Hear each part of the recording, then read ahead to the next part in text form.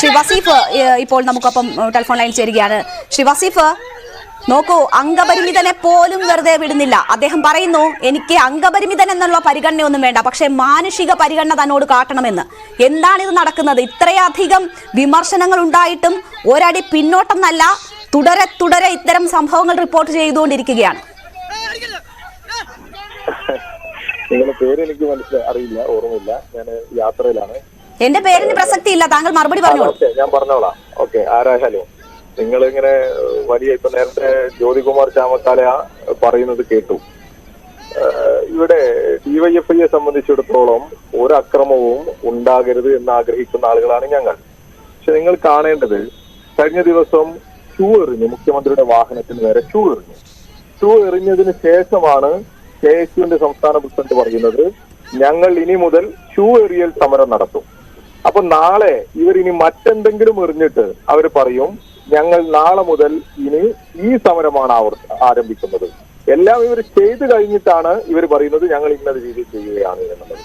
ഇപ്പോ ഞങ്ങളെ സംബന്ധിച്ചിടത്തോളം ഒരു ഏത് മാധ്യമ പ്രവർത്തകരോടായാലും ഞങ്ങൾ പറഞ്ഞുകൊണ്ടേയിരിക്കുന്നത്, ഒരക്രമവും ഉണ്ടാകരുത്, ഞങ്ങളും ആക്രമിക്കപ്പെടരുത്, നിങ്ങളും ആക്രമിക്കപ്പെടരുത്, ഇവിടെ നല്ല രീതിയിലുള്ള ഒരു ജീവിത സാഹചര്യം ഉണ്ടാകണം എന്ന് ആഗ്രഹിക്കുകയും അതിനുവേണ്ടി പ്രവർത്തിക്കുന്നവരുമാണ് ഞങ്ങൾ. അതിനുള്ള പ്രവർത്തനമാണോ ഈ അംഗപരിമിതനെ പോലീസ് പറഞ്ഞിട്ടും തടഞ്ഞിട്ടും അതിനിടയിലൂടെ ഇട്ട് ചവിട്ടുന്നത്? അതിനുള്ള ശ്രമമാണോ, അതിനുള്ള പരിശ്രമമാണോ ശ്രീ വസീഫ് കാണുന്നത്? ബഹളം വെക്കല്ല മേഡം, ഞാനൊന്ന് പറഞ്ഞോട്ടെ. ബഹളമല്ലല്ലോ, ചോദ്യമല്ല.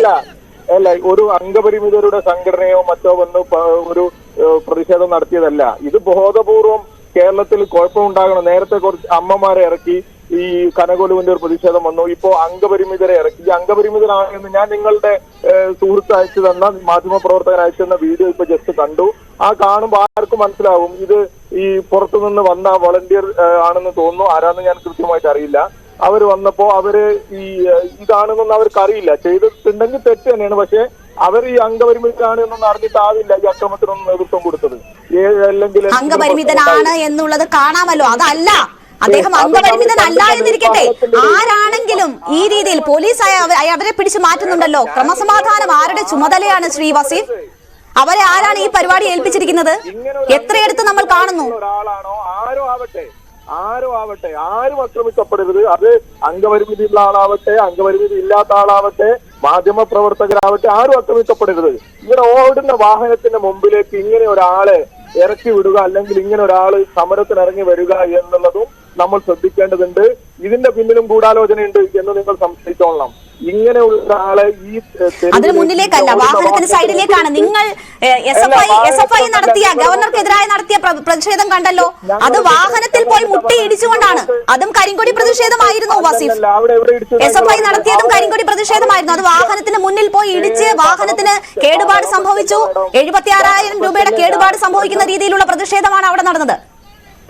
നിങ്ങളുടെ ഈ വൈകാരികതയൊക്കെ നമുക്ക് മനസ്സിലാവും. പാലക്കാട് യൂത്ത് ഒരു മാധ്യമ പ്രവർത്തകനെ അടിച്ചിട്ട് നിലംപരിശാക്കിയ ഒരു വാർത്ത മേഡം കണ്ടിരുന്നോ ആവോ? അല്ലെങ്കിൽ ചിലപ്പോ എന്തെങ്കിലും അസ്വസ്ഥത കാരണം കാണാതായതാണോ? അറിയോ? പേരറിയോ? ഏതാ? പാലക്കാട് ഒരു മാധ്യമ പ്രവർത്തകനെ പാലക്കാട് മാധ്യമ പ്രവർത്തകനെ ആക്രമിച്ചതല്ലോ ഇപ്പോൾ ചോദിക്കുന്നത്. ഡിവൈഎഫ്ഐ പ്രവർത്തകർ ഇവിടെ ആക്രമണം നടത്തുന്നതിന്റെ കാര്യമാണല്ലോ. ഈ SFIക്കാർ ഇവിടെ കാർ തടഞ്ഞു നിർത്തി ആക്രമിച്ചതും, കാർ തടഞ്ഞു നിർത്തി ഗവർണറുടെ മുന്നിൽ കരിങ്കൊടി കാണിച്ചല്ലോ. അത് ആ പ്രതിഷേധം നിങ്ങളുടെ കൂടി ഭാഗമായ സംഘടന നടത്തിയതാണല്ലോ. ചോദ്യം ചോദിക്കട്ടെ മേഡം, അങ്ങോട്ടൊരു ചോദ്യം ചോദിക്കട്ടെ. നിങ്ങൾ ചോദിച്ചതിനെ മറുപടി പറഞ്ഞു. താങ്കൾ ഇതിന് മറുപടി പറഞ്ഞിട്ട് നമുക്ക് അതിലേക്ക് പോകാം. പറഞ്ഞു. ഒരക്രമവും നടക്കാൻ പാടില്ല, ഒരക്രമത്തിന് ഞങ്ങൾ നേതൃത്വം കൊടുക്കും. ഇത് നേരത്തെ പലയിടങ്ങളിലും നടന്നിട്ട് എന്തുകൊണ്ടാണ് ശ്രീ വസീഫ് പിന്നീട് ആക്രമിക്കപ്പെടുന്നത്, തുടർന്നുണ്ടാകുന്നത്?